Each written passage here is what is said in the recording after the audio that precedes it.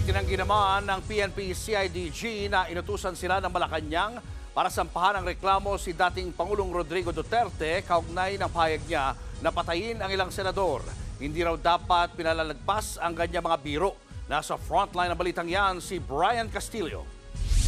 Patayin natin yung mga senador ngayon. Walang basbas ng Malacanang. Yan ang iginiit ng PNP-CIDG matapos nilang sampahan ng reklamong inciting to sedition at unlawful utterance si dating Pangulong Rodrigo Duterte. Kaugnay ito ng sinabi ng dating Pangulo na pumatay na lang ng ilang senador para makapasok sa Magic 12 ang kanilang mga pambato sa Bilang Pilipino 2025. I don't think that Malacanang should get involved in this. Hindi namin kailangan ng Senado, hindi namin kailangan ng Malacanang dito para ma-file ang kaso nito. Nauna naman nang sinabi ni Pangulong Bongbong Marcos na mukhang takot lang si Digong sa mga manok ng administrasyon kaya nakapagsalita ng ganon.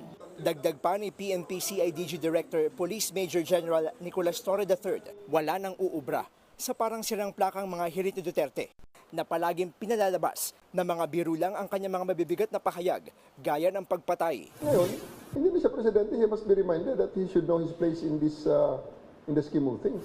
Gate naman ni Senador Bato de la Rosa, nagpapatawa lang daw talaga ang dating Pangulo. Kilala naman natin si Pangulong Duterte kung paano niya magsalita, magbiro. Kung may balak siyang patay, Hindi na sasabihin. Bakit sasabihin pa niya in national TV? Ang problema dyan, walang 15 senators na nasaktan, ang nasaktan ang CIDG.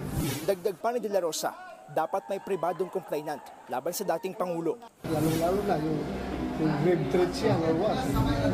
But then, there's nobody complaining. Out of the blue, CIDG is filing its case against the president. Pero para kay Torre, hindi na kinakailangan ng private complainant dahil well-documented at napanood ng publiko online ang pahayag ni Digong. Pero tutulong daw ang CIDG sa sino mang senador na gustong ireklamo ang dating Pangulo. Kung si Senadora Amy Marcos ang tatanungin, hindi siya natatakot sa kanyang buhay dahil sa sinabi ni Duterte. Ako kasi hindi natatakot kasi ako love. Ha? Oo. Balakid siguro sila kaya kinakabahan. So knowing Duterte, ma'am, Well, sanay na rin tayo sa Davao Trash Talk. Si Senador Robin Padilla, sinabing handang harapin ni Digong ang anumang reklamo dahil sa kanyang mga pahayag. Si Senador Raffy Tulfo naman, ayaw nang makisawsaw. Alam mo naman, pag may sinabi si dating Pangulong Duterte, biro lang yon. Pero yung iba, siniseryoso, tulad alam ba ni PBBM, and I don't blame him. So, merong dalawang grupo nag-aaway, ayaw kong makisawsaw.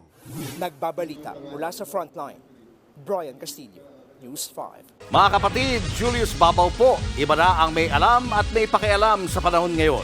Para sa frontline ng mga balita, mag-follow at mag-subscribe sa social media pages ng News 5.